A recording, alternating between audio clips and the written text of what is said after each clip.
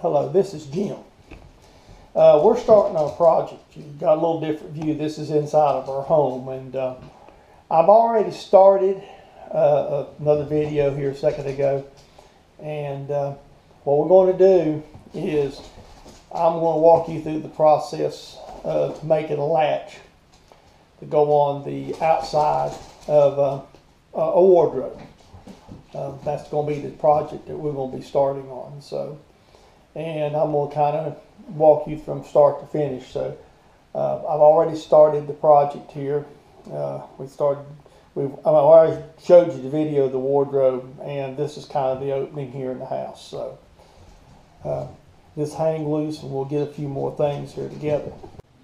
Okay, what we got here is a cedar wardrobe. This particular cedar wardrobe was built by an uncle of mine for my parents.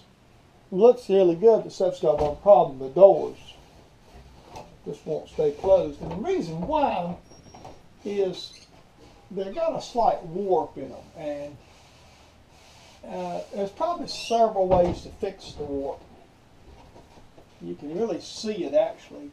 But what probably caused it to warp was this house we're living in belonged to my mother and had a fire. So, but the easiest thing to do would be just to hold the doors in the latch. That'd be fine. So what I'm going to do is I'm going to design a latch. And after I design the latch, basically I'm going to make a nice pretty one. Instead of trying to use something that ugly the thing up, I'm going to go right up here and we're going to have a brass knob. It's going to be out here and it's going to reach through there. And so what I'm going to do is show you the process. So this is the project at hand that we're going to be starting on soon. Good morning. This is the start of the video project. I'm going to put the safety glasses on. The heater's in the background. I'm going to try to keep the sound up loud enough to work. And when we've got noise like air compressors today, we're just probably not going to speak at all. Let's let the pictures do all the talking. So, good morning. I just got back, got a little doctor's appointment in, and we're going to start to work on the cedar chest project. Okay, we're back. Now what we're going to do today, I kind of had, slept on it last night and thought about what all we want to do, how we want this to look. And really, basically what we're going to do is take a threaded rod and use it for the shaft. Since this is going to be delving, this will work fine. And originally, in my mind, I had thought about using just a regular threaded rod that you get, that you have. Standard threaded rod. Everything's a little, I don't know if you see another YouTube channel I watch sometimes talking about it, shop being cold. When you have these unheated shops like this, get this brass rod, this die started. This morning it's wanting to be a little bit troublesome, so we're going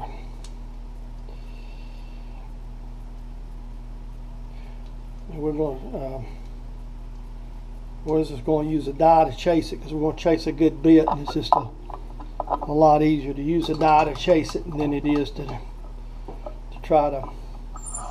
In fact, we're going to turn the spindle on and pull it up off the spindle at low speed at 100 something RPM here in a second. But once we get the thing started, it's a little cold this morning, and we want to just kind of get the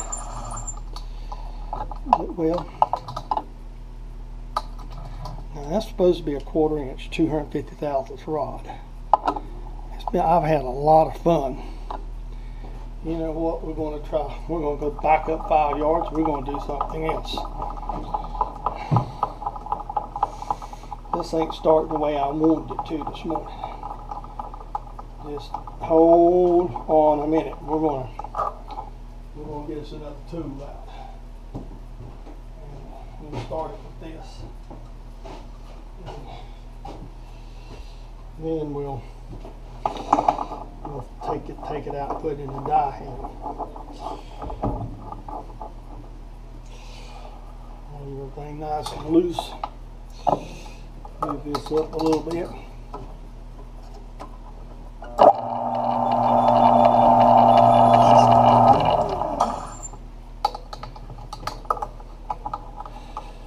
And we'll start.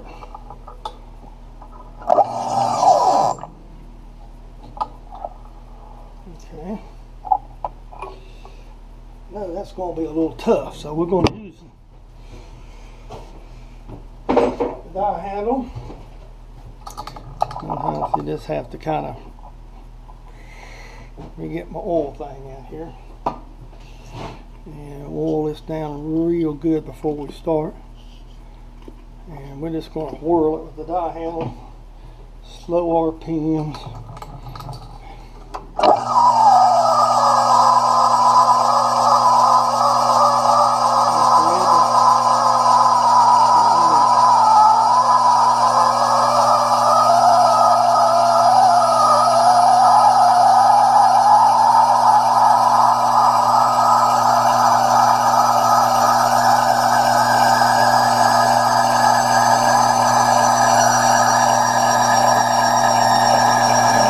Where I bought the brass at, but I have a good bit of brass, so I'm going ahead and just threading it.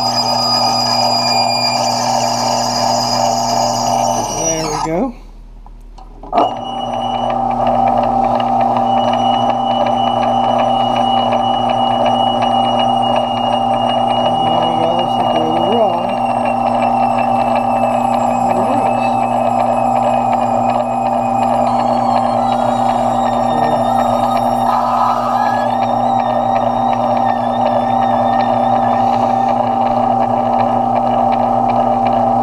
That's awful flimsy, but we're going to use it for a shaft in this here, and it's just quick and dirty.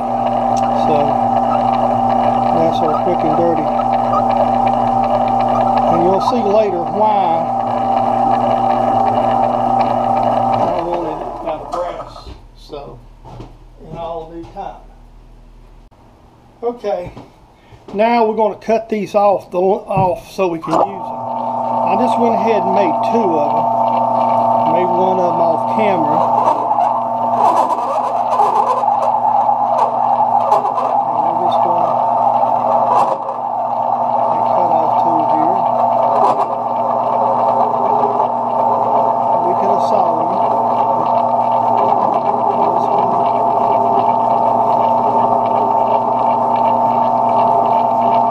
Go around the threads on it and run nuts on it, make this chasing. Sand these, pile these or anything, is because we're going to take them over to the,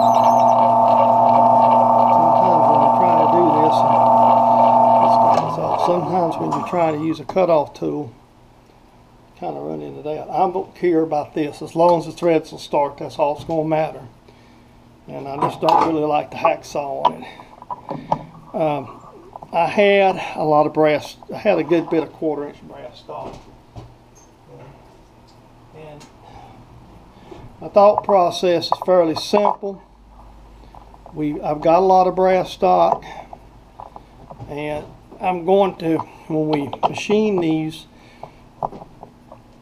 the knobs, they're going to be outside showing, it's going to be brass. So I was going to just use regular threaded rod, but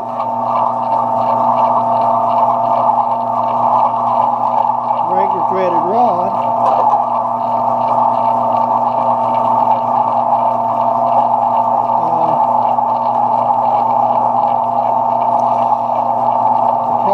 it is you have a little piece of metal